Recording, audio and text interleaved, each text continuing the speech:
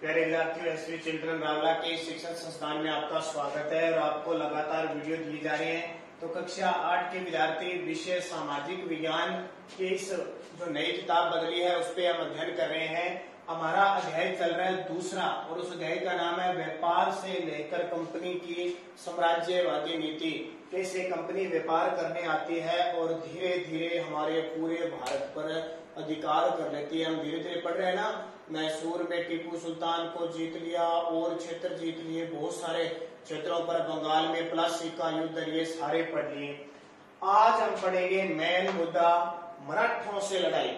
पिछले वीडियो में हमने टीपू सुल्तान की मृत्यु हुई थी ना 1799 में श्रीरंगपट्टनम में, आपने पढ़ा होगा।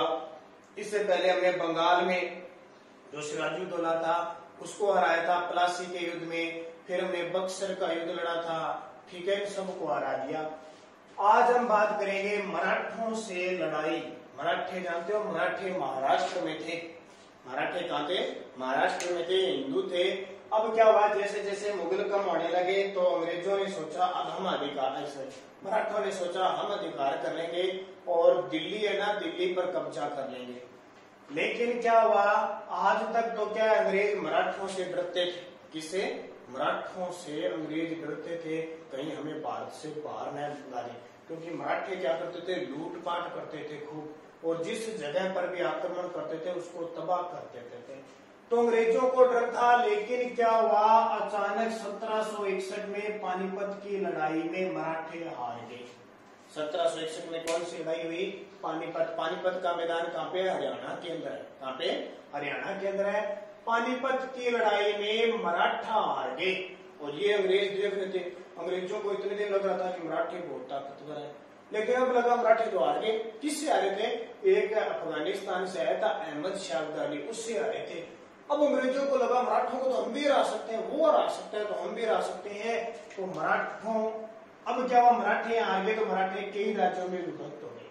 पहले तो इकट्ठे थे सारे मराठा, जैसे ही हारे मराठे अलग अलग राज्यों में बन गए, विभक्त हो गए। इनकी बागडोर सिंधिया, होलकर, गायकवाड़, भोंसले जैसे राजवंशों के पास। अब अलग अलग राज्य बन गए। कहीं तो ये सिंधिया राजा बन गया, कहीं होलकर बन गया, कहीं गायकवाड़ बन गया, कहीं भोंसले बन गया। ये सारे राजवंश अलग अलग बन गए। अब पहले तो इकट्ठे थे तो अंग्रेज आक्रमण नहीं करते थे, अब अलग अलग हो गए तो फूट डालनी शुरू कर दी। अंग्रेजों की नीति है ना, फूट डालो और राज करो की नीति, ठीक है। अब आपको ध्यान रखना, पहला पार्ट मैंने करवा दिया, पहले पार्ट के प्रश्न उत्तर नहीं करवाए ना, तो आपको ये दूसरे पार्ट और पहले पार्ट के दूसरा पार्ट पूरा हो जाएगा ना, तो पहले पार्ट के प्रश्न उत्तर करवा देंगे अपने, पहले पार्ट के भी प्रश्न उत्तर करवा देंगे और दूसरे पार्ट के भी प्रश्न उत्तर करवा देंगे। तो आप टेंशन मत लेना। कुछ विद्यार्थी ऐसे कहते हैं सर हमें प्रश्न नहीं करवाए, आपको प्रश्न करवा देंगे, ठीक है। तो बाकी क्लासों को करवा दिए तो दूसरा पार्ट जैसे हमारा पूरा हो जाएगा, आपको प्रश्न करवा देंगे।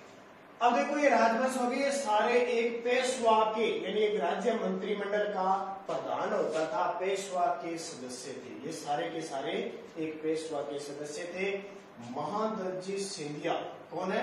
महादजी सिंधिया और नाना फडणवीस 11वीं सदी के दो प्रसिद्ध मराठा योद्धा थे। 18वीं सदी के दो प्रसिद्ध कौन कौन से? नाना फडणवीस और महादजी सिंधिया, ठीक है। बढ़िया तरीके से पढ़ना, इतिहास है ये, भारत का इतिहास है। आज पढ़ने लग जाओगे ना, जैसे 7वीं 8वीं में पढ़ने लगे तो 9वीं 10वीं में आपको इतिहास बहुत बढ़िया समझ में आ जाएगा सारा। मराठों में अंग्रेजों के बीच, अब देखो महादजी सिंधिया नाना फडणवीस थे, बाकी सब इधर उधर हो गए क्योंकि अंग्रेजों ने फूट डालो राज करोगे। अब अंग्रेजों ने सोच लिया कैसे न कैसे करके मराठों को समाप्त करना है, खत्म करना है इनको। तो अंग्रेजों और मराठों के बीच 3 युद्ध होते। कितने? 3। कौन कौन से? प्रथम युद्ध हुआ 1782 में। कब हुआ? 1782 में। इस युद्ध में न तो अंग्रेज जीते और न ही मराठा जीते, नहीं अंग्रेज जीते नहीं मराठा। पहला युद्ध कब हुआ? 1782 में। किस किस के बीच? अंग्रेजों और मराठों की वजह, दोनों नहीं जीते। काफी दिन तक युद्ध चलता रहा तो इन्होंने एक संधि कर ली, उस संधि का नाम है सालबाई की संधि। कौन सी है? सालबाई की संधि। कहने का मतलब क्या हुआ कि ये सालबाई स्थान है, वहां पे दोनों मिले और दोनों ने कह दिया भी हम युद्ध समाप्त करते हैं, नहीं लड़ेंगे, एक दूसरे की सीमा में नहीं जाएंगे। लेकिन अंग्रेज आपको पता है बहुत चालाक थे, बहुत चालाक थे, तो इन्होंने मराठों को समाप्त करा। तो सालबाई की संधि, फिर दूसरा युद्ध हुआ, क्योंकि अंग्रेजों ने जो संधि की थी वो तोड़ दी, तो मराठों ने फिर आक्रमण कर दिया। 1803 से 1805 तक चला था दूसरा युद्ध। इसमें क्या हुआ, मराठे कुछ क्षेत्र हार गए, जैसे उड़ीसा और यमुना के जो भूभाग है इन पर अंग्रेजों का कब्जा हो गया। तो दूसरे युद्ध में कुछ क्षेत्रों पर अंग्रेजों का अधिकार हो गया। वो क्षेत्र किसके थे, मराठों के। तीसरा फिर युद्ध हुआ। अब अंग्रेजों ने सोचा भी इनको समाप्ति कर देते हैं, बहुत दिन हो गए, कितना युद्ध कर रहे हैं, कितनी लड़ाई चल रही है, कितना धन खराब हो रहा है। तो 1817-19 में युद्ध हुआ और मराठों की ताकत को कुचल दिया गया। मराठों को क्या कर दिया, हरा दिया। किसने, अंग्रेजों ने मराठों को हरा दिया। पेशवा को पुणे से हटाकर, पेशवा को पुणे का है, महाराष्ट्र के अंदर है ये जो पेशवा, क्योंकि महाराष्ट्र के मराठा और सबसे सर्वोच्च कौन होता था, पेशवा। इसको हटाकर कानपुर के अंदर बिठूर है, कानपुर कहाँ पे, उत्तर प्रदेश में पेंशन पर भेज दिया। यानी पेशवा हटा दिया, इसको कहे जाके वहां बैठ जा, आराम से रोटियां खा, तेरे को रुपए मिल जाएंगे जितने चाहिए, ठीक है। इसको पेंशन पर जितना खर्चा आता था साल का वो दे दिया जाता था।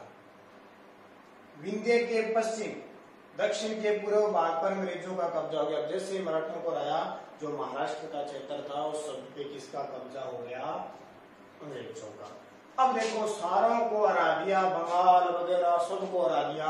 अब सर्वोच्चता का दावा, जो छोटे मोटे क्षेत्र बचे हुए थे जिनसे युद्ध नहीं करके सीधा ही उनको जीता, क्योंकि इस कंपनी का, अंग्रेजों का क्या सिस्टम था कि पूरे भारत पर राज करना है, गुलाम बनाना है। तो देखो सर्वोच्चता सिद्ध करने के लिए अलग अलग बहुत सारी नीतियां बनाई इन्होंने, बहुत सारे तरीके हथकंडे अपनाए।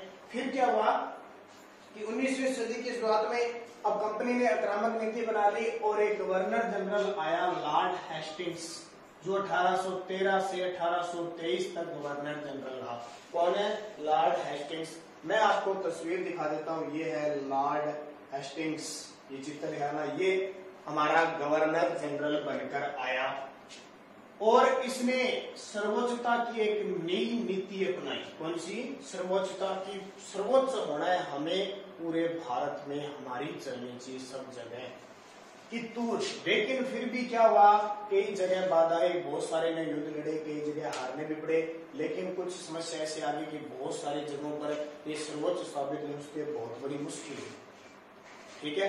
कई जगह अधिकार करना चाहते थे, लेकिन वहां ऐसे थे जैसे रानी झांसी की रानी लक्ष्मीबाई, नाम सुना ना, वो इनके साथ हो। कित्तूर कर्नाटक के अंदर है, पर अंग्रेजों के आक्रमण पर रानी चेन्नम्मा ने हथियार उठाए थे। अब कित्तूर पर अंग्रेज अधिकार करना चाहते थे, लेकिन वहां की रानी थी चेन्नम्मा ने हथियार हटाए और युद्ध किया। कई दिनों तक युद्ध चला, लेकिन 1829 में उसको पकड़कर जेल में डाल दिया और जेल में उसकी क्या होगी, मृत्यु होगी। तो छोटे छोटे संघर्ष होते थे। कौन है, रानी चेन्नम्मा। इसके बाद एक गरीब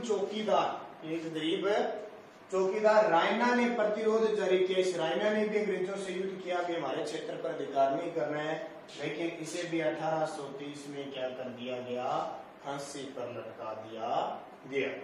1830 के दशक में रूस के भय से अब अंग्रेजों को डर था कि रूस इस एशिया पर आक्रमण करेगा तो इस क्षेत्रों को जीत लेगा। तो अंग्रेज है वो रूस से डरा था। तो 1830 के दशक में रूस के भय से अंग्रेज उत्तर पश्चिमी भारतीय भागों पर नियंत्रण रखना चाहते थे। कहाँ पे, उत्तर पश्चिमी भारतीय है उन भागों पे भी कहीं इधर रूस आक्रमण न कर दे और हमें न हरा दे, तो ये इस पर अधिकार करना चाहते थे। इसलिए उन्होंने 1838 से 1842 तक 1838 से 1842 अफगानिस्तान से लड़ाई लड़ी। अफगानिस्तान देश है ना, उससे लड़ाई लड़ी, लंबी लड़ाई लड़ी और आखिरकार में अफगानिस्तान पर भी अपना नियंत्रण स्थापित कर लिया। यानी कब से कब तक, 1838 से लेकर 1842 तक अफगानिस्तान से लड़ाई लड़ी थी, इसको भी कब्जे में कर लिया। और 1843 में जो सिंध है ना पाकिस्तान के अंदर सिंध, उस पर भी अधिकार किसका हो गया, अंग्रेजों का हो गया। तो इस प्रकार उत्तर पश्चिम के साइड भी अंग्रेजों ने अधिकार कर लिया। 1849 अब देखो, अब इनका टारगेट था पंजाब पर अधिकार करना, लेकिन वहां शासक कौन था, रणजीत सिंह, राजा रणजीत सिंह थे। 1839 में राजा रणजीत सिंह की मृत्यु हो गई और 1849 में पंजाब को भी अंग्रेजों ने अपने साम्राज्य में मिला लिया। तो इस तरह लगातार युद्ध करते रहे कंपनी, अपनी चलाक फूट डालो, राज करो, राजाओं को एक दूसरे से लड़ाते लड़ाते लड़ाते और हमारे पूरे भारत को क्या कर लिया, गुलाम कर लिया। किसने? अंग्रेजों ने। छोटी सी कंपनी स्थापित की थी, आज इतना बड़ा इन्होंने सारा का सारा काम कर दिया। अब हम अगले वीडियो में ये पढ़ेंगे कि विल्य की नीति, कैसे कैसे इन्होंने युद्ध किए, कैसे कैसे फूट डाले और जितने भी भारत के राजा थे, भारत के जो राज्य थे, उन सबको किसमें मिला लिया, अपने साम्राज्य में मिला लिया। तो ये सारा संघर्ष इनका चलता गया। मराठे भी हार गए, ठीक है, मराठे भी हार गए, बंगाल वाले भी हार गए, महाराष्ट्र वाले भी हार गए, मैसूर वाले भी हार गए, सारे लगभग हार चुके थे। ये अंग्रेज क्या चाहते थे, भी अंग्रेजी चलनी चाहिए, ईसाई धर्म चलना चाहिए और खूब सारा अत्याचार करते थे किसानों पर, जो शिक्षित वर्ग है, मजदूर वर्ग है, सब इन्हीं की चलती थी अत्याचार से। जनता क्या दुखी होगी इनसे और एक बड़ी क्रांति की थी 1857 की क्रांति थी। ये बातें आपको सारी याद रखनी है, व्यापार से लेकर कंपनी की सतह। अगले वीडियो में हम कैसे अंग्रेज भारतीय राज्यों का विलय करते हैं उनके बारे में पूरी डिटेल से अच्छे तरीके से जानेंगे। क्या सिस्टम था उनकी, क्या प्रक्रिया थी, कैसे अंग्रेज राजाओं को एक दूसरे के साथ युद्ध करवाते थे, कैसे फूट डालते थे और फूट डालने के बाद वो उनकी राज करो की नीति अपनाने। तो उसी हिसाब से हम पूरी प्रक्रिया को जानते हुए आगे बढ़ेंगे, ठीक है। तो आप साथ साथ में इसका होमवर्क करते रहना, पढ़ते रहना, किताब में साथ साथ पढ़ोगे तो आपको बात समझ में आएगी। जैसे ही पाठ पूरा होगा अपने इसके प्रश्न उत्तर करेंगे, पहला पाठ रह गया उसके भी प्रश्न उत्तर अपने दूसरे पाठ के साथ करेंगे। तो ठीक है।